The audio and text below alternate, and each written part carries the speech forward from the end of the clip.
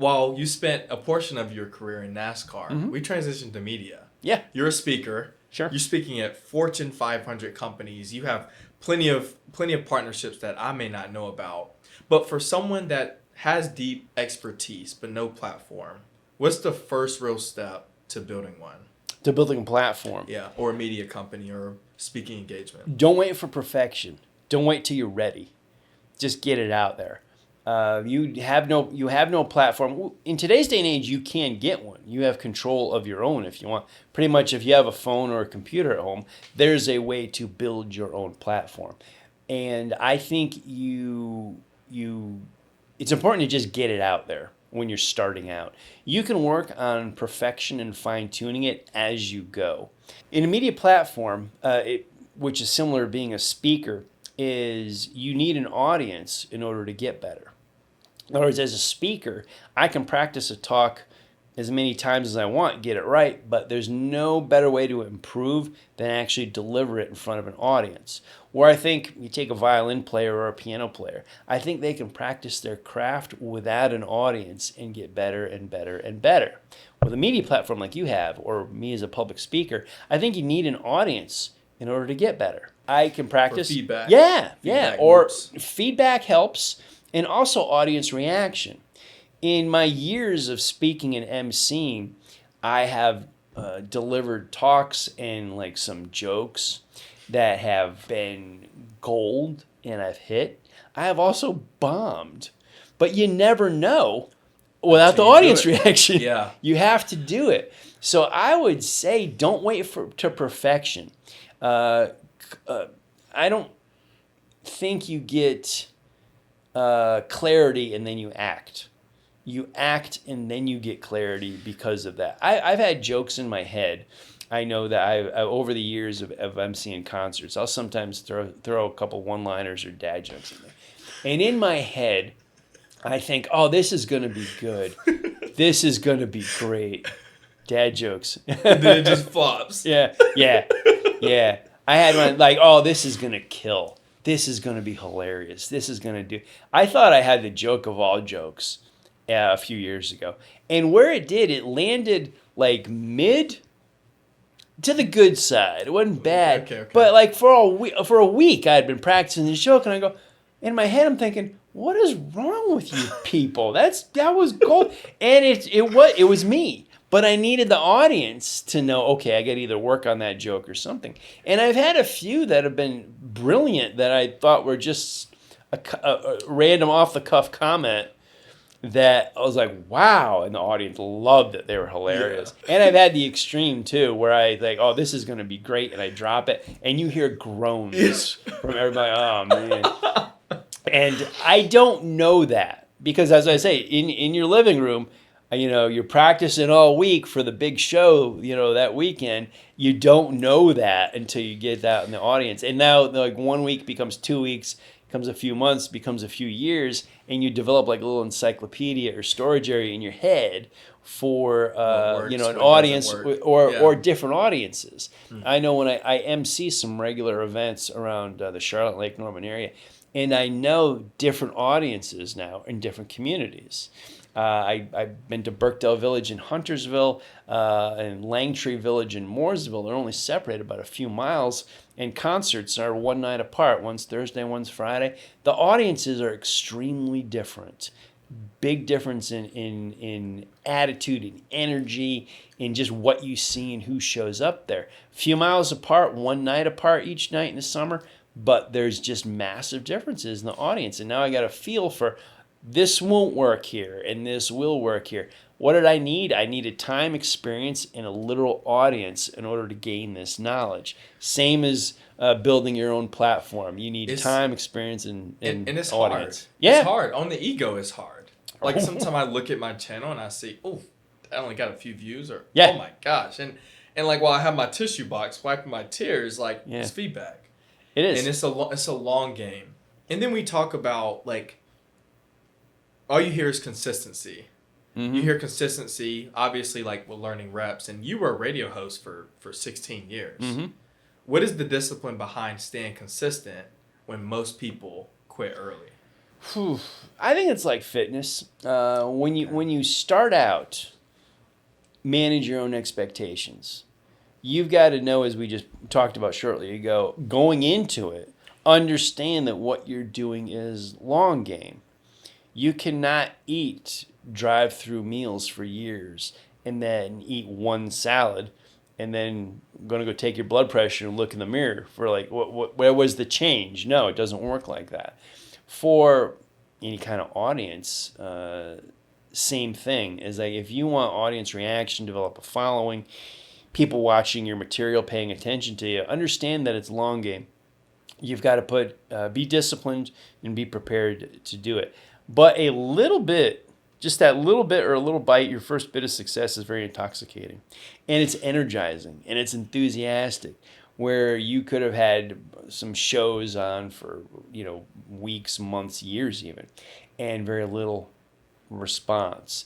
It happens sometimes, and then something just clicks and your audience begins to build. So it's the brick by brick factor. When you're heading into it and you're starting out on this, understand it will take time, and there's no set time for anybody. You can't say it'll take 6 months, 8 months, a year, 5 years. I don't know. Everyone's different. Different audiences, yeah. Different niches, all these things. Yeah, but realize that what are you doing? Why are you doing it? I'm doing it for the long game. I'm doing it for the common goal of building it. Well, let's talk about that. We're in a studio that's in a building here. How long did it take to build this building? Months, years, yeah, something like that. It's exactly that. You don't know if it's going to work out or not. No, you don't. No, you don't. So how? I think it's helpful that people recognize that going in. And some people are impatient and expect that instant gratification, which is a tough time with today's technology. When we have pills for so much, when we have apps that do things, snap, snap, snap. AI. You haven't even talked about AI. But there's parts of society and building that just aren't going to change. They're old school. Nose to the grindstone. Dirt on your fingernails, sweat, blood, tears, sacrifice, failures that you can learn from. A lot of this is data. When you look at your media company and the views are small, minuscule, non-existent at first, don't cry over it. You can if you want, I still figuratively. Will. I still will, or literally. But recognize that as data. It's like that's okay. That's information.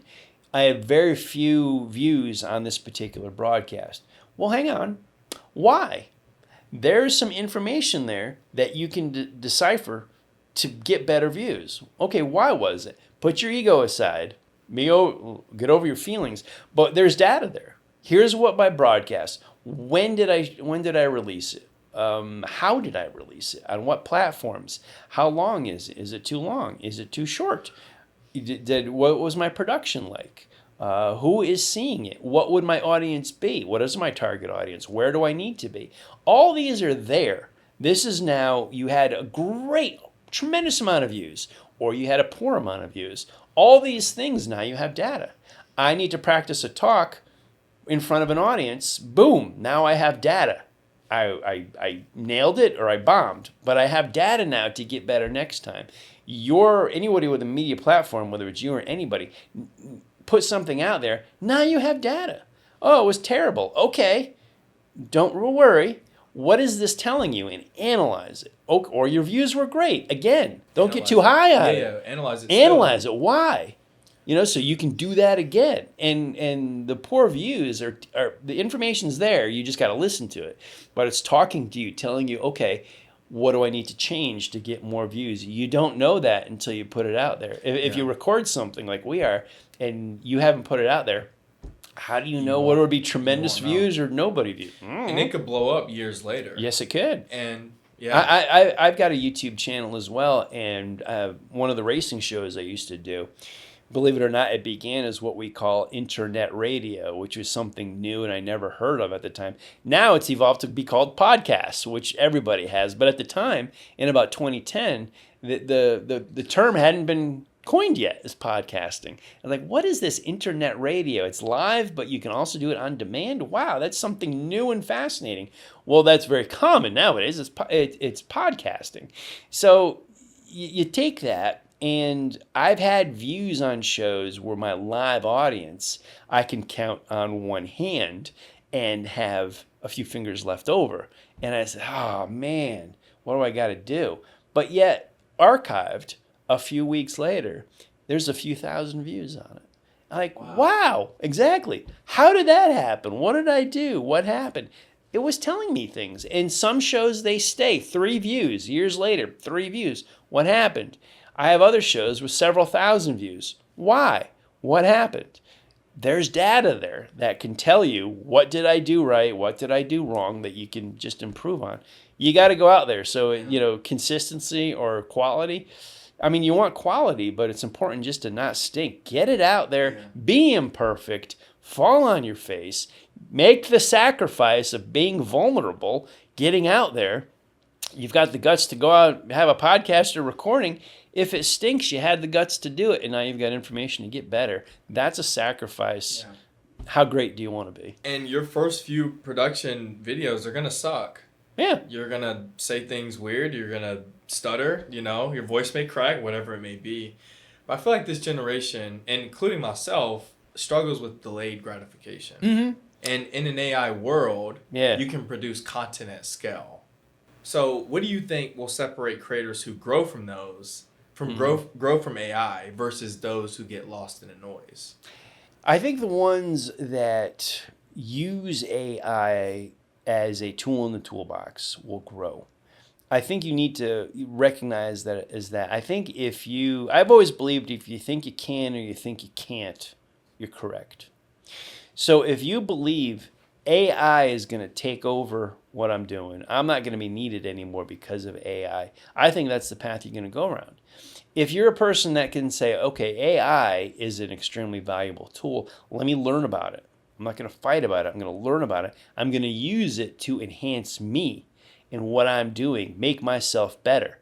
As we just talked about, if you get poor views or great views, what do you got to change? Well, AI can be a tool to help you change in whatever manner you need to do. I think the future belongs to those that master AI. Technology has always grown. Technology has always been there, and it's got better and better and better. It's always improved. Look at videos and sound and quality from 20 years ago, 50 years ago. There's a vast improvement in that. AI is going to continue, all technology, not just AI, but we can't unlearn stuff. we're technology keeps going, and those that embrace it are going to go forward and are going to rise to the occasion, so to speak. So I think the people they're looking at AI and throwing up their hands and saying, oh man, I'm done, that's probably the path that will be there because you're going to manifest it. If you can take AI and master it and use it as a great wrench in your toolbox, you're going to be the person that people turn to for help with AI and how to develop things. So I would say welcome AI, don't fight it. It's like fighting technology. My dad had a story. I think his grandfather was telling him, stick with horses, don't get a car. Automobile is going to be a fad. So we're talking, whatever, I don't know, late 1800s, 1900s. My father was born. His grandfather type, going back through the timeline there. But that's the case of don't embrace technology. Something as simple as an automobile. Would you stick with a horse nowadays? I don't want to buy a car. I want to get a horse. Are you crazy? No, you embrace technology and understand how to use it, what it does, and what it can't do. We're making plans to go to Mars. That's the human spirit as earthlings, to explore the unknown. But that comes with technology, that comes with failures, that comes with mistakes. That's how we learn. But you go forward. Have that American human spirit to do it. And in a small world, use AI, whatever your job is. If it's in media broadcasting, have a platform like that. Use AI, master it, learn about it so that you can use it as a tool to make you better, and it shouldn't take over what you are. People are going to always want humans. I want humans and people involved. Can sniff out the difference between AI and human. Yeah. In the future, we might not be able to. Which is scary. Yeah. I look at it like, if we look at sports, like we're talking, a lot of NASCAR here. In technology, on streetcars, self-driving cars are coming. We could be a generation or two away from a That'd children be enormous. like children like today may not drive in the future because the car will drive for you. If you, I don't know, but it's a possibility. If you look at, we'll go to NASCAR, it's like, well, gosh, we could just have self-driving cars compete. We don't need people in there. Well, then why bother? You don't want to watch any sport where the technology is all there and I'm not watching a human being. In turn, you go to Charlotte Hornets, Carolina Panthers, Charlotte FC. Do we just put robots out there? The technology will probably be there someday for robots to play in the NFL. But do you want that? The human beings as a society, we don't want that. We want the human athletic portion of that to survive. We want that. Where's my technology? I want it in the helmets so guys get hurt less. I want it in, safer race cars. I want it in better pads on the NFL players so we have less injuries. That's where I want to see technology. Yeah. But I want the human spirit and that human element to be there. Yeah. I think that's true in work and industry, entertainment. I don't want AI. I want it to be a tool to use. I still want actors in a big superhero movie. I love the CGI technology to make it great, but I don't want a CGI movie. I want acting. I want human writing scripts. You want a story. I think that's true in business as well. And the emotions embedded in that too as well. Yeah. Like AI would never be able to replace the emotional connection. No, I don't know if we developed AI to feel yet, or I hope never. That's a very scary time, which I don't want to think about at all. We don't have to go down that road. No, we won't. If we do, we're doing it over a cocktail where we could really go deep. Sold. So we gotta do it. That's how we met. So yeah. We might as well just keep it up. Keep it up. Yeah. Which we'll stay in touch anyway.